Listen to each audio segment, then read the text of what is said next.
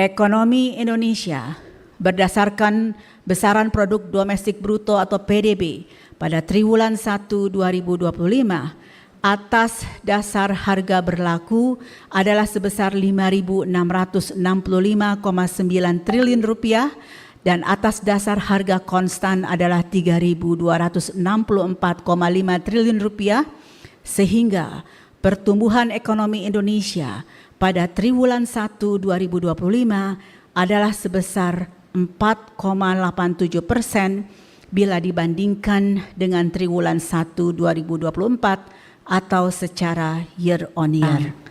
Kemudian dari angkatan kerja tersebut tidak semua terserap di pasar kerja sehingga terdapat jumlah orang yang menganggur sebanyak 7,28 juta orang.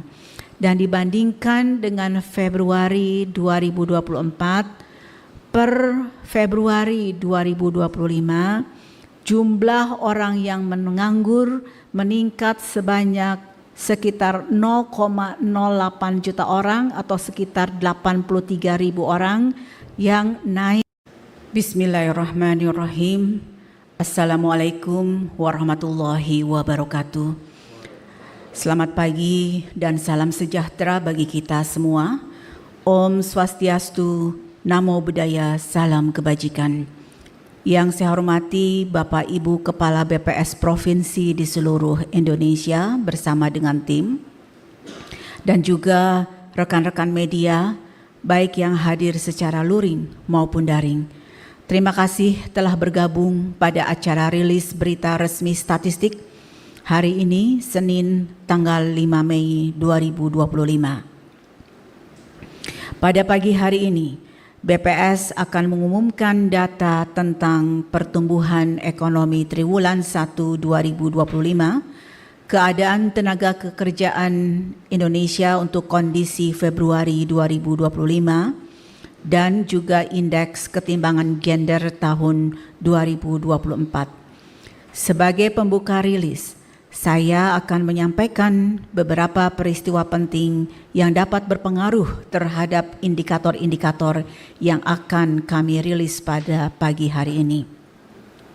Pertama, saya akan menyampaikan beberapa catatan terkait kondisi bisnis dan ekonomi global, terutama yang mencerminkan kondisi triwulan 1 2025. Pada April 2025, IMF meramalkan pertumbuhan ekonomi tahun 2025 secara global diperkirakan akan tetap tumbuh. Pertumbuhan ekonomi negara berkembang diperkirakan lebih tinggi daripada capaian global dan tetap tumbuh dibandingkan pertumbuhan tahun 2024. Hasil proyeksi IMF juga menunjukkan inflasi negara berkembang pada tahun 2025 relatif lebih tinggi dari kondisi global, tetapi lebih rendah dibandingkan tahun 2024. Berikutnya, pertumbuhan ekonomi beberapa negara mitra dagang utama Indonesia pada triwulan 1 2025 secara year on year adalah sebagai berikut. Tiongkok tumbuh stabil dibandingkan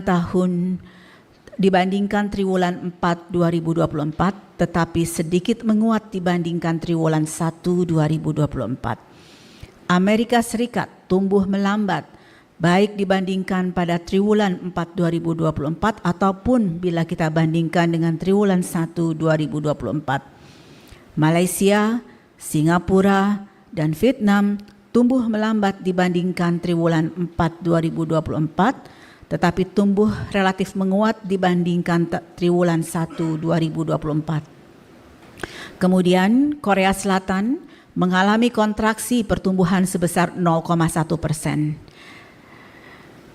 Kemudian selanjutnya adalah catatan terkait dengan kinerja perdagangan global. Secara umum, perkembangan harga komoditas utama perdagangan Indonesia pada triwulan 1 2025 terlihat bervariasi. Harga minyak kelapa sawit mengalami penurunan sebesar 6,67% secara Q2Q namun mengalami kenaikan secara tahunan atau year on year sebesar 21,24%. Harga komoditas non-migas seperti batu bara dan nikel mengalami penurunan baik secara Q2Q maupun secara year on year. Sementara itu, harga komoditas migas yaitu gas alam dan minyak mentah mengalami peningkatan pada triwulan 1 2025 dibandingkan triwulan 4 2024 atau secara Q2Q. Pada triwulan 1 2025, perdagangan global tetap terlihat tumbuh didorong kuatnya oleh perdagangan jasa dan juga barang. Dari sisi domestik, kinerja perekonomian pada triwulan 1 2025 terkait dengan beberapa peristiwa sebagai berikut. Pertama, kalau kita melihat aktivitas produksi domestik, Prompt Manufacturing Index atau PMI Bank Indonesia berada di zona ekspansi sebesar 51,67. Kapasitas produksi terpakai sebesar 73,25%. Penjualan listrik tumbuh 9,35% secara year on year, terutama didorong oleh peningkatan konsumsi listrik rumah tangga yang tumbuh 17,66% seiring dengan adanya diskon tarif listrik. Produksi padi dan jagung tumbuh sebesar 51,45% dan 39,02% secara year on year. Mobilitas masyarakat meningkat seiring dengan momen libur tahun baru dan menjelang Idul Fitri 1446 Hijriah. Hal ini diindikasikan oleh meningkatnya jumlah penumpang untuk seluruh moda transportasi. Peningkatan jumlah perjalanan wisatawan Nusantara dan juga meningkatnya jumlah kunjungan wisatawan mancanegara yang melalui pintu masuk utama. Selain itu, realisasi investasi dalam negeri dan asing pada triwulan 1 2025 terlihat tumbuh dan pada saat yang sama impor barang-barang modal juga mengalami pertumbuhan. Belanja modal pemerintah APBN terkontraksi secara year on year, tetapi belanja modal APBD tumbuh menguat secara year on year. Untuk konsumsi masyarakat, terkait dengan indeks penjualan eceran retail mengalami pertumbuhan secara year on year, dan kalau kita perhatikan pemberian THR tahun ini juga jatuh pada triwulan 1 2025. Di sisi lain, penjualan wholesale sepeda motor dan mobil penumpang serta nilai impor barang konsumsi mengalami kontraksi. Terakhir, kebijakan ekonomi seperti pengendalian inflasi dan tingkat suku bunga acuan turut mempertahankan stabilitas dan mendukung pertumbuhan ekonomi Indonesia. Bapak Ibu yang saya hormati, pada bagian pertama saya akan mengumumkan pertumbuhan ekonomi triwulan 1 2025 sebagai berikut. Ekonomi Indonesia berdasarkan besaran produk domestik bruto atau PDB pada triwulan 1 2025 atas dasar harga berlaku adalah sebesar 5.665,9 triliun rupiah dan atas dasar harga konstan adalah 3.264,5 triliun rupiah, sehingga pertumbuhan ekonomi Indonesia pada triwulan 1 2025 adalah sebesar 4,87% bila dibandingkan dengan triwulan 1 2024 atau secara year on year. Bila dibandingkan dengan triwulan 4 2024 atau secara Q2Q, ekonomi Indonesia terkontraksi sebesar minus 0,98%. Selanjutnya, saya akan menyampaikan perkembangan ekonomi Indonesia sejak triwulan 1 2021 sampai dengan triwulan 1 2025. Secara Q2Q, pertumbuhan ekonomi triwulan 1 2025 ini sejalan dengan pola yang terjadi di tahun-tahun sebelumnya di setiap kuartal +1 itu relatif selalu lebih rendah dibandingkan dengan kuartal keempat tahun sebelumnya. Secara year on year, ekonomi triwulan 1 2025 yang tumbuh sebesar 4,87% dibandingkan triwulan yang sama tahun sebelumnya. Pertumbuhan ini relatif lebih rendah dibandingkan dengan triwulan 1 2024 yang tumbuh 5,11%. Selanjutnya, pada bagian ini saya akan menyampaikan pertumbuhan ekonomi triwulan 1 2025 dibandingkan triwulan 1 2024 secara year on year. Pertama adalah dari sisi lapangan usaha. Pada triwulan 1 2025 secara year on year, seluruh lapangan usaha tumbuh positif kecuali lapangan usaha pertambangan. Lapangan usaha utama yang memberikan kontribusi besar terhadap PDB adalah industri pengolahan, perdagangan, pertanian, konstruksi, dengan total kelima lapangan usaha tersebut mencapai 63,96% terhadap PDB. Kemudian saya akan menyampaikan beberapa highlight dari pertumbuhan ekonomi Indonesia triwulan 1 2025 untuk sisi lapangan usaha yang tumbuh tinggi atau memberikan kontribusi terhadap pertumbuhan ekonomi triwulan 1 2025, yaitu pertama adalah sektor pertanian, tumbuh double digit sebesar 10,52%. Ini karena didukung oleh panen raya dan meningkatnya produksi tanaman padi dan jagung. Kedua, industri pengolahan masih tumbuh sebesar 4,55% sehingga kontribusinya terhadap total PDB adalah sebesar 19,25%. Ketiga, transportasi dan pergudangan tumbuh 9,01% yang memberikan kontribusi ke PDB sebesar 6,08%. Kemudian ada juga jasa lainnya yang relatif tumbuh tinggi karena ditopang oleh meningkatnya jumlah perjalanan wisatawan Nusantara dan kunjungan wisatawan mancanegara selama triwulan 1 2025. Di sisi lain, lapangan usaha pertambangan terkontraksi sebesar 1,23% disebabkan oleh pertambangan batubara dan lignit yang mengalami kontraksi 0,91% sejalan dengan menurunnya permintaan di pasar internasional, dan juga pertambangan biji logam terkontraksi 11,83% akibat adanya pemeliharaan besar yang direncanakan pada tambang tembaga dan emas di Papua Tengah. Bapak Ibu yang saya hormati, jika dilihat dari sumber pertumbuhan pada triwulan 1 2025, lapangan usaha pertanian menjadi sumber pertumbuhan terbesar, yaitu sebesar 1,11%. Selain itu, pertumbuhan ekonomi ini juga ditopang oleh lapangan usaha yang memberikan andil terhadap pertumbuhan ekonomi, yaitu industri pengolahan yang memberikan sumber pertumbuhan sebesar 0,93%, perdagangan dengan sumber pertumbuhan 0,66%, dan informasi dan komunikasi yang memberikan sumber pertumbuhan sebesar 0,53%.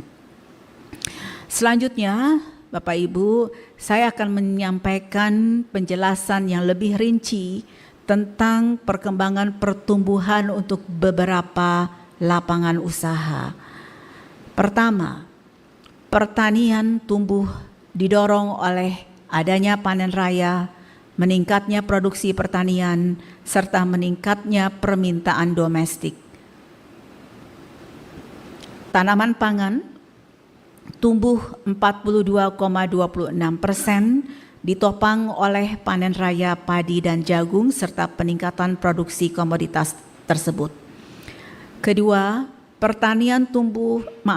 Kedua, peternakan tumbuh 8,83% sejalan dengan peningkatan permintaan domestik untuk daging dan telur, terutama saat Ramadan dan menjelang Idul Fitri. Kemudian selanjutnya adalah industri pengolahan tumbuh didorong oleh permintaan domestik dan juga permintaan luar negeri, di mana industri pengolahan yang tumbuh relatif tinggi antara lain adalah industri makanan dan minuman tumbuh 6,04% yang ditopang oleh permintaan selama Ramadan dan Idul Fitri serta peningkatan aktivitas industri penggilingan padi dan beras. Kedua, industri logam dasar tumbuh 14,47% sejalan dengan peningkatan permintaan luar negeri untuk logam dasar khususnya besi dan baja, dan hal ini juga seiring dengan program hilirisasi yang didorong oleh pemerintah. Ketiga, industri kulit, barang dari kulit dan alas kaki tumbuh 6,95% karena didorong oleh peningkatan permintaan domestik serta peningkatan ekspor.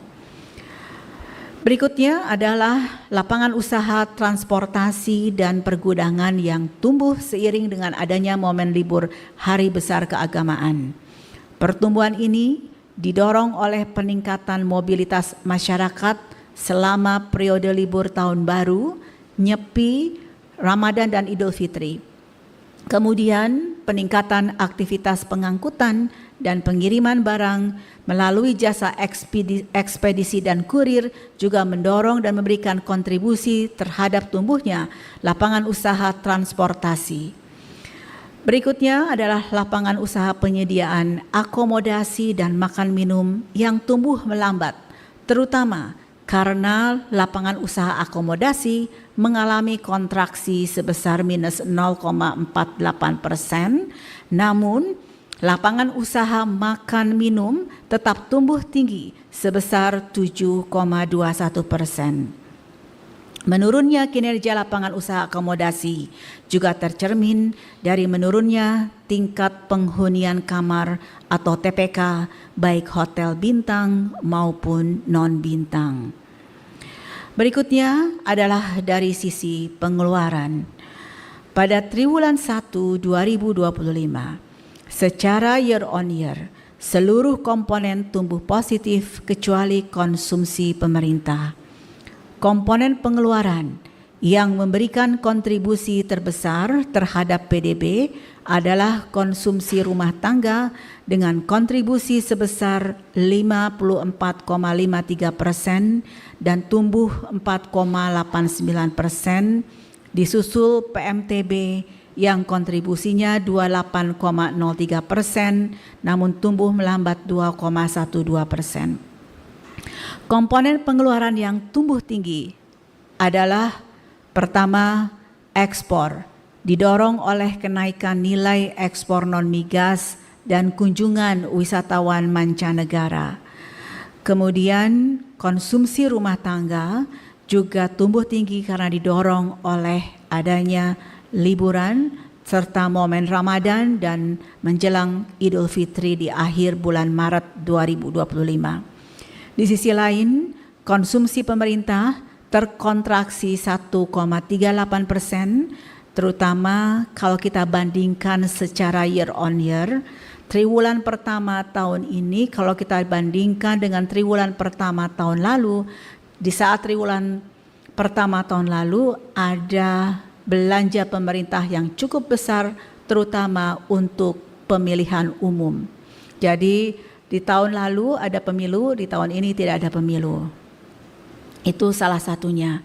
Kedua, berikutnya adalah kita akan lihat dari sumber pertumbuhan untuk sisi pengeluaran pada triwulan 1 2025. Konsumsi rumah tangga masih menjadi sumber pertumbuhan terbesar, yaitu memberikan kontribusi sebesar 2,61%. Selain itu, pertumbuhan ekonomi triwulan 1 2025 juga ditopang oleh komponen PMTB dengan sumber pertumbuhan 0,65% dan net ekspor dengan sumber pertumbuhan 0,83%. Sementara itu, konsumsi pemerintah memberikan sumber pertumbuhan sebesar minus 0,08%. Selanjutnya, mari kita dalami perkembangan pertumbuhan komponen pendorong utama ekonomi dari sisi pengeluaran. Konsumsi rumah tangga terus tumbuh, didorong oleh momen Ramadan dan Idul Fitri, dan subkomponen konsumsi rumah tangga yang tumbuh tinggi adalah transportasi dan komunikasi, juga restoran dan hotel, ini terutama karena restoran. Berikutnya adalah PMTB tumbuh positif, tercermin dari beberapa indikator investasi, seperti meningkatnya impor barang modal, khususnya jenis mesin dan kendaraan. Sementara subkomponen PMTB yang tumbuh positif termasuk mesin dan perlengkapan, juga kendaraan. Ekspor tumbuh positif pada barang non-migas dan ekspor jasa. Beberapa komoditas barang non-migas yang mengalami peningkatan nilai dan volume ekspor antara lain lemak dan minyak hewan nabati, ekspor besi dan baja, ekspor mesin dan peralatan listrik, serta kendaraan dan bagiannya. Pertumbuhan ekspor jasa juga disebabkan oleh meningkatnya kunjungan wisatawan mancanegara ke Indonesia, terutama selama momen libur awal tahun. Berikutnya adalah pertumbuhan ekonomi triwulan 1 2025 secara year on year dari segi spasial. Ekonomi triwulan 1 2025 ini tumbuh positif di seluruh wilayah. Kontribusi Pulau Jawa terhadap PDB adalah sebesar 57,43%, diikuti oleh Pulau Sumatera sebesar 22,14%. Pertumbuhan ekonomi di Pulau Jawa dan Sulawesi berada di atas pertumbuhan ekonomi nasional, di mana Pulau Jawa tumbuh 4,99%, sementara Pulau Sulawesi tumbuh sebesar 6,40%, yang merupakan pertumbuhan tertinggi dibandingkan dengan wilayah-wilayah lainnya. Selanjutnya adalah sumber pertumbuhan ekonomi menurut pulau. Sumber pertumbuhan utama Pulau Sumatera adalah industri pengolahan, pertanian, dan perdagangan. Kemudian, provinsi yang memberikan sumber pertumbuhan ekonomi tertinggi di Pulau Sumatera adalah Sumatera Utara dengan andil pertumbuhannya sebesar 1,09%. Sumber pertumbuhan utama untuk Pulau Jawa adalah industri pertanian, perdagangan, dan informasi komunikasi. Provinsi yang memberikan sumber pertumbuhan ekonomi tertinggi di Pulau Jawa adalah DKI Jakarta dengan andil pertumbuhannya 1,40%. Sumber pertumbuhan utama untuk Pulau Bali Nusra adalah pertanian, administrasi pemerintahan, dan perdagangan. Sementara itu, provinsi yang memberikan sumber pertumbuhan ekonomi tertinggi di kawasan Bali Nusra adalah Provinsi Bali dengan andil pertumbuhannya sebesar 2,59%.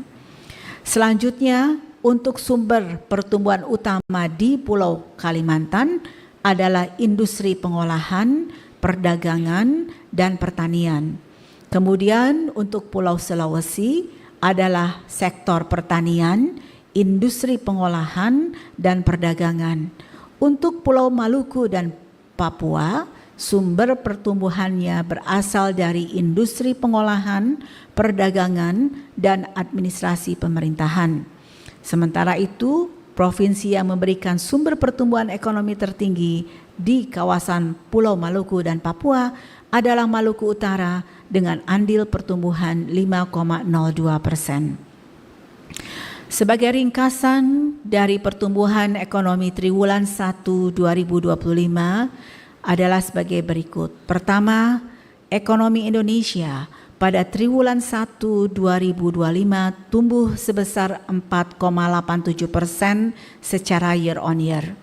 Kedua, dari sisi produksi, penyumbang utama pertumbuhan ekonomi Indonesia pada triwulan 1 2025 adalah pertanian, industri pengolahan, dan perdagangan. Hal ini sejalan dengan adanya panen raya padi dan jagung serta peningkatan aktivitas produksi terutama pada saat bulan Ramadan dan menjelang Idul Fitri. Ketiga, dari sisi pengeluaran, penyumbang utama pertumbuhan ekonomi triwulan 1 2025 adalah konsumsi rumah tangga dan ekspor. Hal ini tercermin dari momen libur di triwulan 1, terutama di awal tahun, momen Ramadan dan juga Idul Fitri, serta peningkatan nilai ekspor barang non-migas dan ekspor jasa. Keempat, dari sisi produksi, pertumbuhan tertinggi dicapai oleh lapangan usaha pertanian, sementara dari sisi pengeluaran, pertumbuhan tertinggi dicapai oleh komponen ekspor. Pada triwulan 1 2025, wilayah Jawa dan Sulawesi tumbuh di atas pertumbuhan ekonomi nasional. Saya akan mengumumkan keadaan ketenagakerjaan Indonesia untuk kondisi Februari 2025. Pertama, saya akan menyampaikan struktur ketenagakerjaan Indonesia pada bulan Februari 2025 berdasarkan hasil Sakernas Februari 2025. Pada bulan Februari 2025 terdapat 216,79 juta penduduk usia kerja. Jumlah tersebut meningkat sebanyak 2,79 juta orang jika dibandingkan dengan Februari 2024. Perkembangan penduduk usia kerja dibandingkan Februari tahun lalu adalah sebagai berikut. Angkatan kerja mencapai 153,05 juta orang atau terdapat penambahan jumlah angkatan kerja sebesar 3,67 juta orang. Yang bukan angkatan kerja mencapai 63,74 juta orang atau lebih rendah sekitar 0,88 juta orang. Jumlah penduduk yang bekerja mencapai 145,77 juta orang dan jumlah penduduk yang bekerja ini bertambah sebanyak 3,59 juta orang dibandingkan dengan bulan Februari 2024. Dan jika kita lihat lebih rinci bagaimana profil dari penduduk yang bekerja adalah sebagai berikut. Pertama, pekerja penuh adalah sebanyak 96,48 juta orang yang bertambah sebesar 3,21 juta orang dibandingkan Februari tahun lalu. Kedua, pekerja paruh waktu adalah sebanyak 37,62 juta orang, bertambah 0,82 juta orang. Setengah pengangguran saat ini ada sebanyak 11,67 juta orang atau berkurang sebanyak 0,44 juta orang. Kemudian dari angkatan kerja tersebut, tidak semua terserap di pasar kerja, sehingga terdapat jumlah orang yang menganggur sebanyak 7,28 juta orang. Dan dibandingkan dengan Februari 2024, per Februari 2025, jumlah orang yang menganggur meningkat sebanyak sekitar 0,08 juta orang atau sekitar 83.000 orang yang naik kira-kira 1,11%. Selanjutnya saya ingin memberikan gambaran yang lebih utuh bagaimana pasar tenaga kerja untuk kondisi Februari 2025 secara lebih sederhana. Rekan-rekan media, saya ingin menyampaikan bahwa yang disebut pasar tenaga kerja adalah jumlah seluruh angkatan kerja yang mencari pekerjaan dan siap untuk bekerja. Angkatan kerja ini di dalamnya ada yang sudah bekerja dan ada yang belum mendapatkan pekerjaan atau dengan kata lain menganggur. Jadi sekali lagi yang di dalam kotak itulah yang kita sebut dengan pasar tenaga kerja. Pasar tenaga kerja sama dengan angkatan kerja. Pada Februari 2025, angkatan kerja di Indonesia itu 153,05 juta orang, di mana jumlah 153,05 juta orang ini sudah termasuk tambahan angkatan kerja. Jadi ada penambahan angkatan kerja sebanyak 3,67 juta orang. Yang tadinya tidak masuk dalam angkatan kerja sekarang sudah masuk karena mungkin salah satunya sebelumnya mengurus rumah tangga, sekarang dia mau bekerja, atau yang lulusan baru dari sekolah yang baru lulus, nah ini kemudian dia siap bekerja. Jadi tambahan angkatan kerjanya adalah sebanyak 3,67 juta orang. Dari angkatan kerja ini 145,77 juta sudah bekerja, dan yang perlu kita perhatikan adalah jumlah 145,77 juta ini di dalamnya sudah termasuk tambahan orang bekerja sebesar 3,59 juta orang yang bekerja. Jadi untuk kondisi Februari 2025 ada tambahan jumlah angkatan kerja sebanyak 3,67 juta orang, dan juga ada tambahan orang yang bekerja sebesar 3,59 juta orang. Sementara yang belum mendapatkan pekerjaan atau dengan kata lain menganggur di pasar kerja kita itu jumlahnya adalah 7,28 juta orang, dan terdapat tambahan jumlah menganggur kira-kira sebesar 83,45 ribu orang atau 83.450.000 orang. Selanjutnya, sejalan dengan aktivitas ekonomi yang tetap tumbuh, tingkat partisipasi angkatan kerja juga terus meningkat. TPAK pada Februari 2025 mencapai 70,60%,